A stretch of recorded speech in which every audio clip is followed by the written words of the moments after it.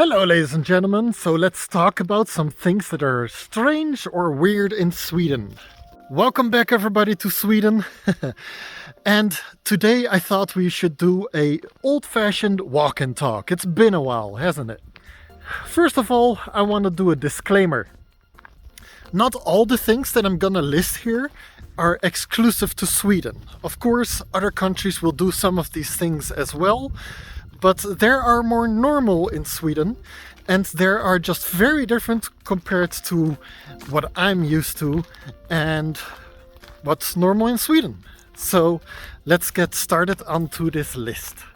Now first let's start with everybody's favorite food.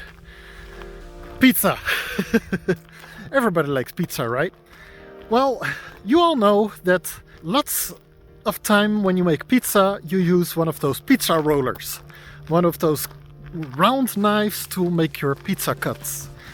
Well, I've seen it a couple of times before, back in Holland, when people use scissors instead of a pizza roller or a pizza knife.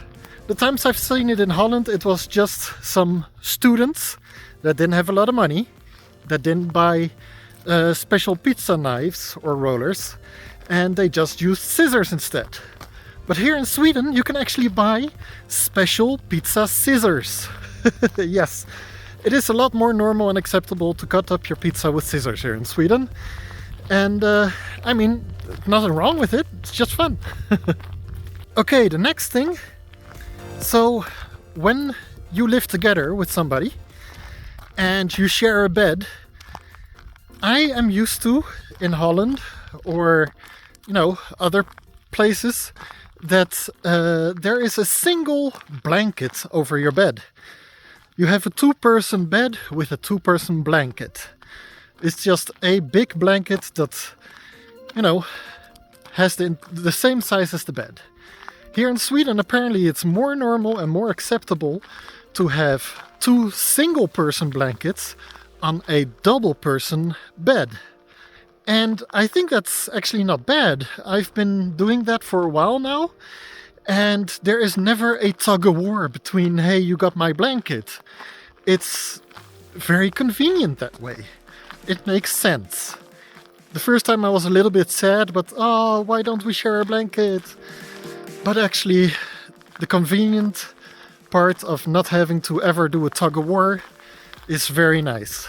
So the two-person blanket is out of the window, and two single-person blankets, so much better. So in Sweden, people like to say there is no bad weather, just bad clothing. And yes, I agree to a certain extent. But you don't want to be outside always when the weather is bad, right? Of course, I understand that they mean, like for rain, there's rain jackets. For cold winters, there's warm clothing. And yes, I agree, there is clothing for every type of weather. And good clothing too. And here in Sweden, they sell pretty good clothing for every type of weather. But of course, you have to have a good wallet on you to buy the more expensive clothing that will keep you outside in every type of weather. So yes, I agree, there's no bad weather, but only bad clothing. But with that, I have to agree as well that every weather in Sweden can be beautiful. Like, of course, a sunny day is beautiful, a sunset is beautiful. Mountains with snow or forest with snow is also very beautiful. But here in Sweden, I also find that misty forests, or when it's raining outside or a thunderstorm, it's all pretty. It's always beautiful no matter the weather. So yes, I like to go outside a lot more here in Sweden than I used to in Holland. And yeah, then you need good clothing. So I agree, there's no bad weather, there's only bad clothing. But even though I have gone outside in the rain because it's so pretty and I wanted to film it, I'm still not gonna stay outside in the rain for a very long time because it sucks. Come on, being outside in the rain just sucks. Here in Sweden they have something called jantelagen. A Swede will be much better at explaining it to you, but it kind of means that you don't want to be bragging. You don't want to take compliments. You don't want to stick out from the rest. You want to be the same as everybody else. This also ties into lagom, which is the Swedish word for average. You might have heard it in different languages where they say tall trees catch a lot of wind, meaning that if you stick out from the rest of the people, you're gonna get a lot of negativity thrown towards you. Now, Swedish people aren't as negative, but they might ignore you or not like you as much. You never brag about yourself in Sweden. Bragging is bad. You are supposed to be humble. Don't tell them how good you are. Just be normal. Be like the rest. And if somebody ever starts giving you compliments, you're supposed to deny it. You're supposed to say, no, no, no, no, that wasn't me. Or, no, no, no, it's nothing. It's normal, blah, blah, blah. Or say like, no, I didn't do all that by myself. We did it with the team, you know? So yeah, don't take compliments, be humble, and don't brag. That's the normal way in Sweden. Now, to people that are used to Holland or America, or Germany even, or France, in Sweden you can't really buy alcohol in supermarkets.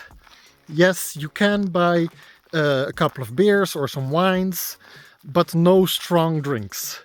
Even the beers and wines have a low percentage compared to countries like Holland. But in the supermarket, you will not be able to buy high percentage alcohols. You do that in something called the Systembolaget, which is basically a different shop only for alcohol. And it works a little bit like a, apotheek, a pharmacy. It works a little bit like a pharmacy, where, you know, you go into that store, then all the alcohols are over there, and if you want something special, you have to ask. There's a lot more people working there, also specialists that can help you find the drink you're looking for. And you have to, of course, show your ID for buying anything. It's very heavily controlled here in Sweden where you can buy your alcohol. So that's something interesting. If you're used to buying alcohol in the supermarket, it's not going to be the same here in Sweden. That's a nice big rock. I'm gonna start sitting on that nice big rock. Oh yeah. Oh yeah. Alright, next thing. So this is a story I recently heard, but apparently there is a little children's story that people kinda still believe.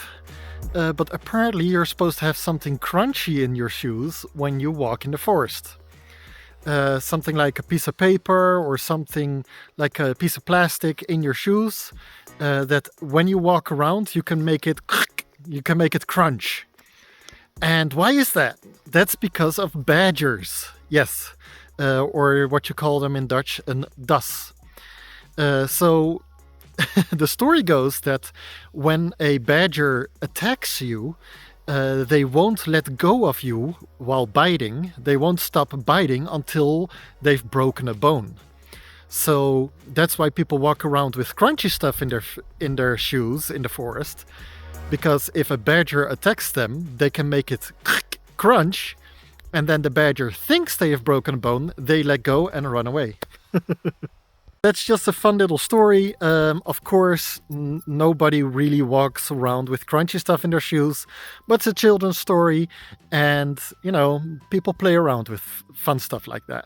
Now, Swedish people can be very friendly. They like to do certain things in their language to be extra friendly.